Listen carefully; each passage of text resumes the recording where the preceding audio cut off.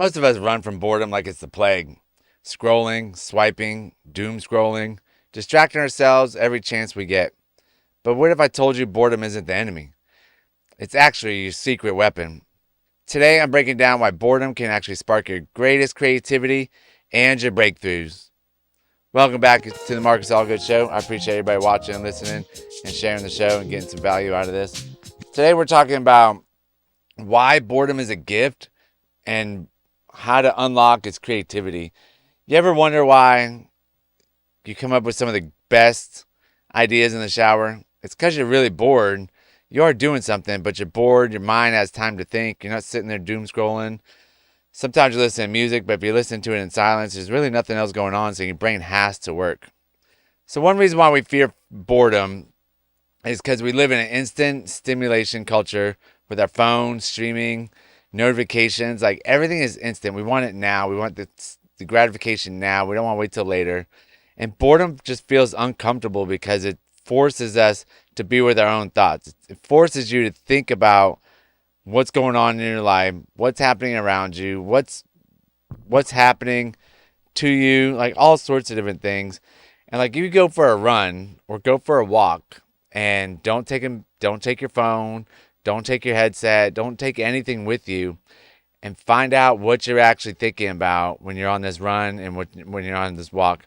A lot of times the walk is going to be a lot more peaceful. It's going to be a lot more lot less negative self-chatter, self-destruction, a lot less self-destruction. And sometimes when you're on the run, you're like talking so much negativity, like I just want this run to end, this hurts, why am I doing this? But a lot of times, if you could sit back, like sit into it, like really relax, not like relax on the run, and just start letting your thoughts go, you're going to come up with some cool ideas. You're going to come up with a lot of cool ideas and just things that you would never think about when you're doom scrolling or listening to music, or watching videos, like all sorts of different things like that you have to distract you to keep your mind from actually doing things that you want it to do.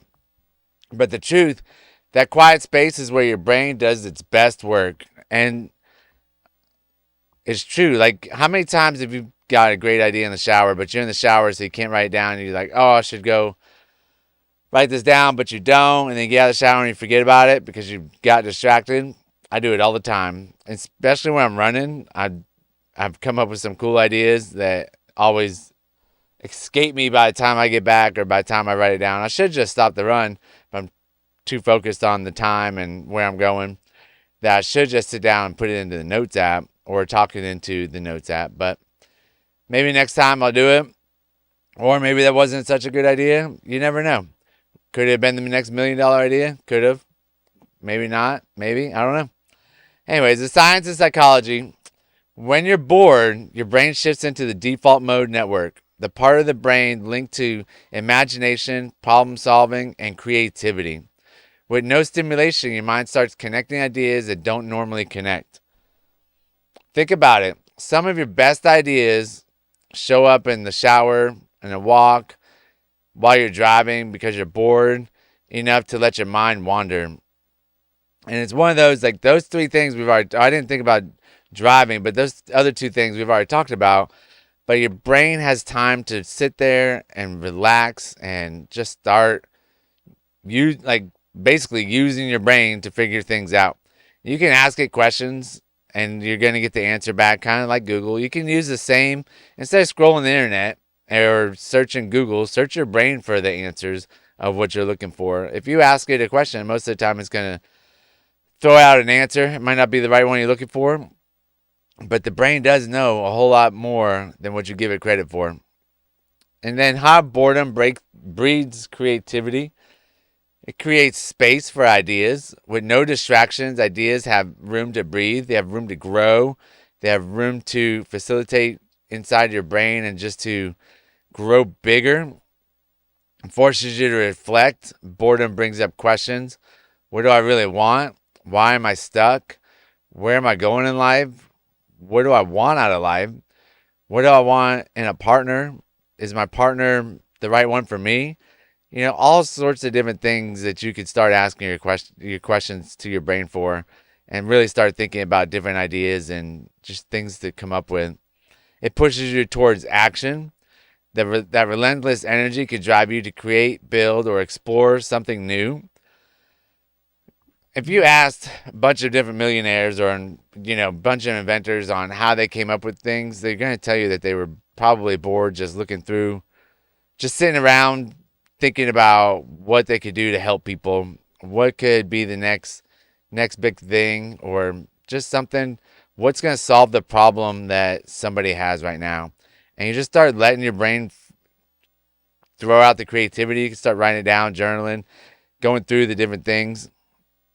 And I guarantee you they're going to say that they were bored. They weren't sitting there jamming to music. They weren't doom scrolling on TikTok or Instagram. They weren't scrolling Facebook. They weren't getting on arguments on X or even Facebook. They weren't all caught up in the political environment that everybody's caught in nowadays. There's no left or right. They're just focused on what they can do to help other people in the world.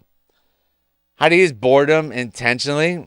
Schedule with white space, 15 to 30 minutes daily with no phone, no music, no screens. I'm not going to lie. Sitting there for 15, 30 minutes is going to drive you absolutely bonkers, but you will figure out a whole bunch of different things about yourself. If we're going to figure out, like what you should be doing for the next couple hours, you're going to figure out, what makes you happy, what makes you sad.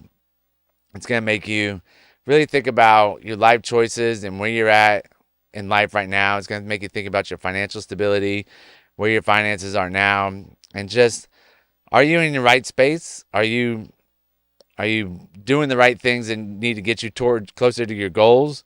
But I'm telling you, 30 minutes is a long time. So I would start out probably like 5 minutes and go to 7, 8, 10, and build up to it each day to really think about, is this something that you can accomplish? But if you try to go for 30 minutes, you're going to probably drive yourself crazy and go into a new loony bin. Replace scrolling with silence. Next time you're waiting in line, don't pull out your phone. Just observe and think. I do that often. I'll just hold my groceries so that way I can't hold my phone. And I just look around, watch people. People watch is actually pretty fun. You might learn something. You might wonder, why are they doing that? Well, that's kind of weird. Is it weird? You might be weird for not doing it. You never know until you figure out what they're actually doing and what it means to, or actually if you try to do it and be like, oh, this is actually pretty cool. Take boredom walks. I've already talked about that. Walk without podcasts or music. Let your brain wander. Just go out there and walk. Just nice, peaceful walk and let your brain start thinking. A lot of people don't want their brain to go. That's why they start with drugs and alcohol. But once you can figure out a way for your brain to work for you instead of letting your brain work you won't need the drugs and alcohol. You can just go out there, think about it, take your time, and just learn about yourself. Then you can journal through the relentlessness, let the thoughts flow. Even if they feel random, just throw them down on paper if you have to, or talk to them into your notes app. Like, however you got to do it. Like, especially on a walk, you could talk your thoughts into the notes app and then go back, take 15 minutes to decipher what's going on with those notes and what's going on inside your brain. Are you going towards your goals? Are you going away from your goals? Is it really going in the direction that you want it to go in? So one of my closing thoughts today is boredom isn't wasted time. It's creative time. Stop running from it. Lean into it, because in the silence, your brain will hand you the ideas, solutions, clarity you've been too distracted to see. Boredom isn't your enemy. It's an invitation to create. And we try and tell our kids all the time it's okay to be bored. Let your kids be bored for a little bit, and they're going to come up with different things to do. That's how, we could spend hours outside when we were kids. We didn't have these phones to distract us. We didn't have TV to distract us. We only had Saturday morning cartoons when the time was right. From like 8 to 10. I don't even remember the times. But I remember getting up early to watch Saved by the Bell. And, a lot of times it was reruns. So you just go out and do things. Not sit there and scroll on your phone. Not scroll on your iPad. And, you come up with different things to do when you're bored. And a lot of times that creativity is unmatched by anything else out there. Well, that's the pod. I appreciate everybody listening. If you're getting value out of this, please share it. And leave me a review. I would greatly appreciate it to help start building up the rankings and maybe get this show pushed out to some more people. All right, thanks a lot. Bye.